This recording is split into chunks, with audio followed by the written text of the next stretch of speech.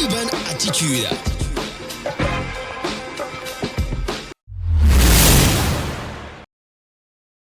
Je pense que la plupart du temps, les événements hip-hop de nos jours sont organisés dans les snacks.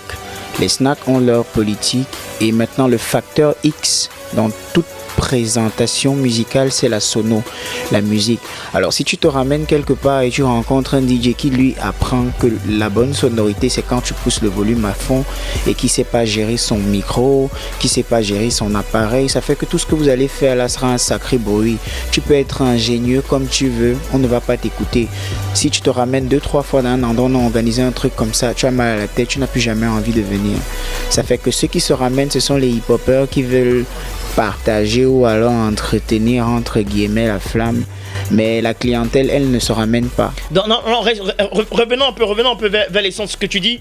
Tu nous fais comprendre là effectivement que voilà, c'est parfois lorsque vous allez à un show dans un snack bar par exemple, le DJ lui il sait que voilà, pour lui en fait c'est pousser tout le volume à fond. Tous les DJ du Cameroun font ça. Ah bon? Ils doivent, je le dis et j'assume, parce qu'ils doivent, mais à l'instar de certains bien sûr, parce qu'il y en a des bons, DJ Moyo à qui je passe le big up, DJ Sunshine, Rest in Peace, Mad Dog, parce que nous on a organisé des mouvements hip-hop au secteur art et il n'y avait jamais ça. Le secteur art qui est déjà fermé, hein. Voilà. Et c'était le seul endroit réellement assez hip-hop pour contenir un réel show, c'est-à-dire que tu pouvais arriver à 7h et tu as envie de rester jusqu'à 7h. Et ça se passait parce qu'on avait compris que le facteur X de toute production musicale, c'est le DJ qui doit être capable de maîtriser sa sono.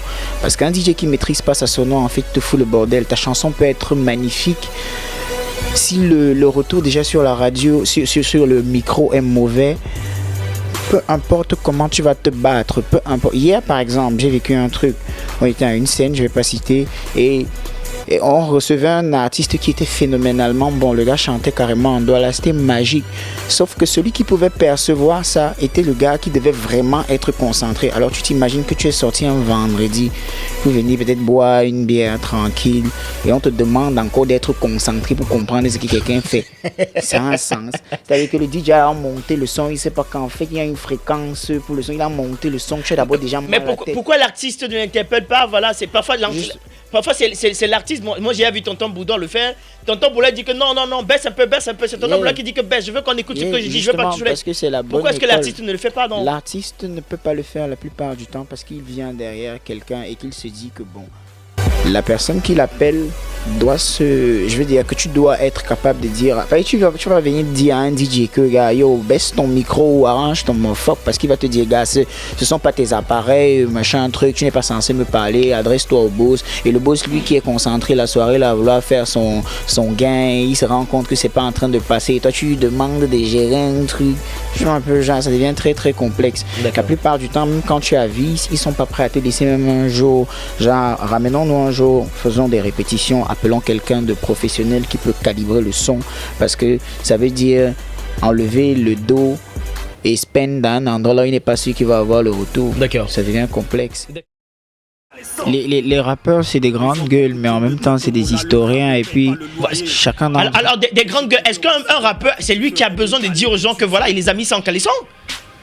Est-ce que c'est lui qui est obligé de dire à l'autre que voilà c'est moi qui t'a tapé, c'est moi qui est plus fort que toi? La chose c'est, est-ce que tu comprends le sens, le contexte dans lequel il se retrouve quand il dit je suis sans caleçon, c'est ça? Non, quand je dis quand il dit voilà qu'ils sont sans caleçon, c'est d'une manière ou d'une autre pour me dire qu'il les a désarmés. Voilà. Si, qu'il les a désarmés. Voilà. Moi je dis est-ce que c'est lui qui a besoin de le dire? Est-ce pas les personnes qui écoutent, c'est au consommateur voilà de lui donner la place qu'il vaut. Est-ce que le fait aujourd'hui de s'auto-proclamer ne détruit-il pas voilà l'image même de la considération que vous avez avec vous-même? Je pense que chaque rappeur est responsable de ce qu'il dit et les autres sont responsables de comment ils analysent ce qui vient. Le truc c'est que la musique, c'est l'expression. Il va pas garder cette boule d'énergie dans son ventre, il peut mourir. Et il va pas... S'il sent qu'il a besoin de le dire, il va le dire. Et maintenant, toi, si tu as un problème, mec, tu vas le prendre comme tu vas le prendre, tu vois ce que je veux dire. D'accord. Et tout à l'heure, hormis le fait que tu as souligné le fait que voilà, il fallait pointer du doigt aussi les DJ. Et tu as pas pointer du doigt, je réitère. Je dis le facteur X dans une production musicale, c'est le DJ.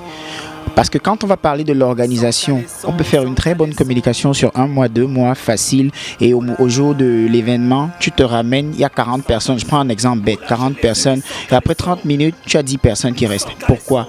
Parce que la qualité sonore n'est pas bonne. Le DJ ne sait pas faire ce qu'il fait. La plupart du temps, ce n'est pas que les DJ ne sont pas bons, c'est que les organisateurs ne prennent pas réellement le temps de se préparer. Alors, s'ils ne prennent pas du temps à se préparer, c'est parce que vous-même, vous ne vous vantez pas, vous vendez pas cher. C'est Vous n'avez justement pas de pour la ça, parce que considération pour vous-même. justement au Cameroun, le problème c'est we don't have that business mentality. We don't know how to sell ourselves. Voilà. That is the main problem.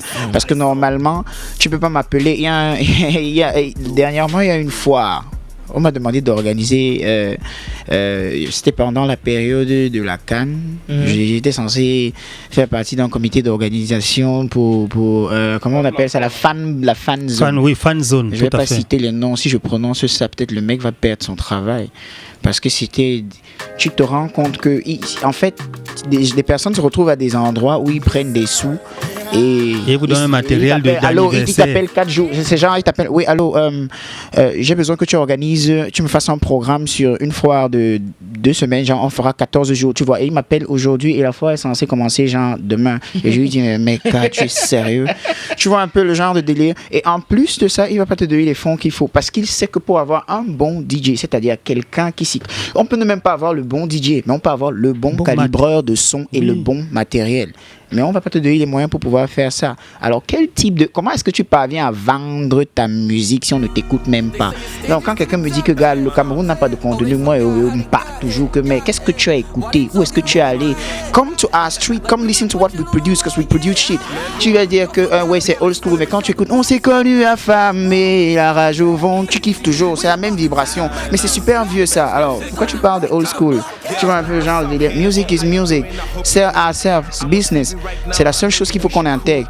On va parler d'organisation, mais si on ne tombe pas sur le facteur X de la production, qui est comment avoir la bonne personne derrière les platines pendant la production, on se fout le doigt dans l'œil. Vous n'allez jamais comprendre ce que quelqu'un dit réellement, ou réellement capter le sens de ce qu'il dit. Parce que moi, il y a des chansons, je vais te balancer une vibe par ici et c'est en fond. C'est-à-dire dans les bacs ou les FX que je te donne le message réellement pertinent de ce que j'ai dit. Mais tu vas pas parvenir à capter ça si quand tu arrives, le son le retour en master est de telle façon, de telle en sorte que ce ne sont que des médiums que tu vois un peu le genre de délire, tu vas pas capter.